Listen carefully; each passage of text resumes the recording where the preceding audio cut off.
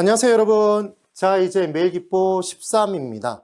탄력성 계산 문제 심화 문제를 풀 거예요. 심화 문제. 그럼 이 심화 문제가 정말 심하냐? 그렇지 않습니다. 우리가 알고 있는 원칙, 기초적인 부분에서 공부했던 그 원칙만 기억해 두면 다 풀 수 있어요. 무조건 뭐 한다고 그랬죠? 곱하게 돼 있습니다. 곱해요.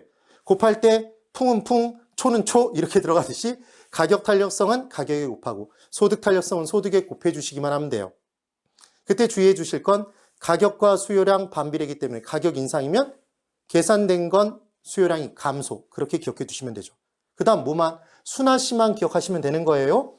수요량의 변화율이 계산됐다면 걔는 나머지 하나로 나눠주는 거예요. 그럼 답이 뜩하니 튀어나오게 돼 있습니다. 자, 이제 문제를 봤더니 문제가 장편 소설이죠. 그럼 왠지 두려움이 온몸을 휘감게 돼 있는데 절대로 그러실 필요가 없어요. 그냥 우리가 알고 있는 그 원칙대로만 똑같이 들어가 주시면 돼요. 자, 1번부터 풀어볼게요. 아파트에 대한 수요의 가격 탄력성은 0.6이다. 소득 탄력성은 0.4. 오피스텔 가격에 대한 아파트 수요량의 교차 탄력성은 0.2래요. 그러니까 지금 무려 탄력성의 종류가 세 가지가 주어졌네요.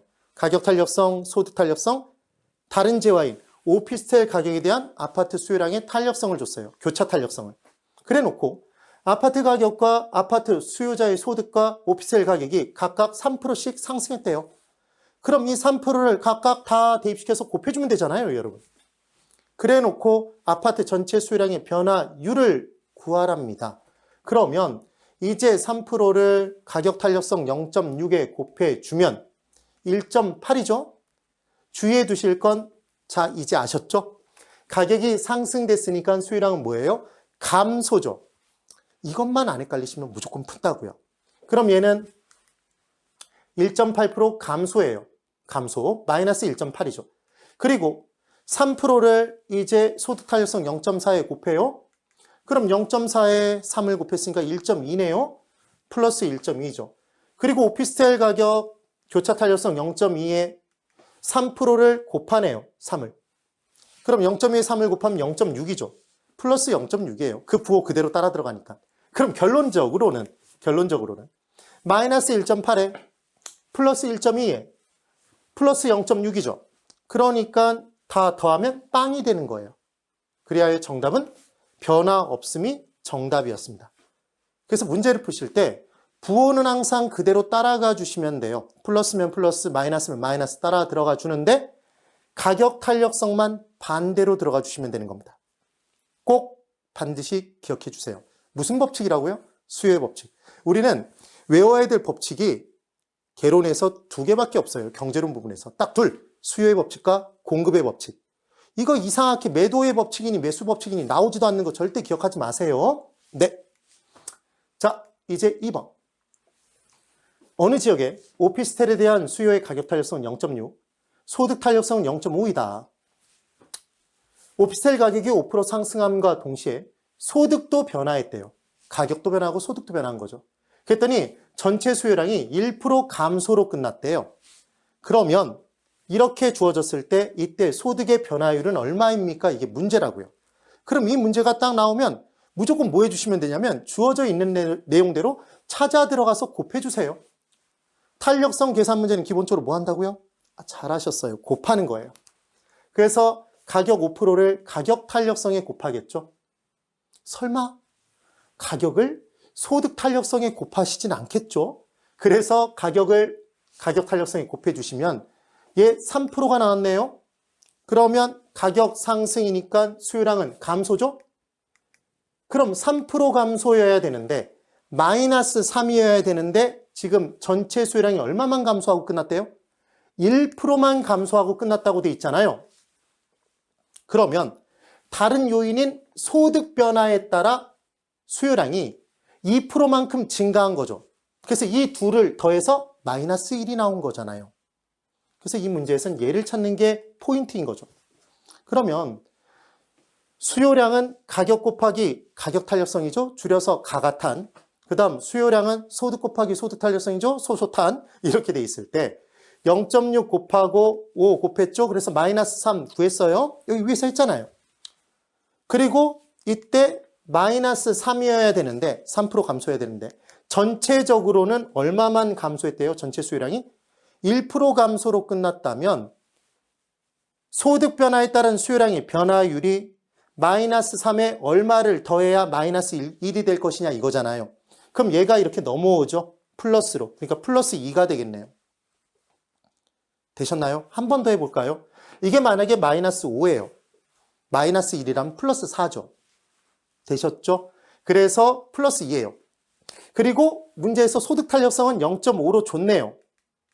맞죠? 그러면 이제 우리가 구하고 싶은 건 소득 변화율이잖아요.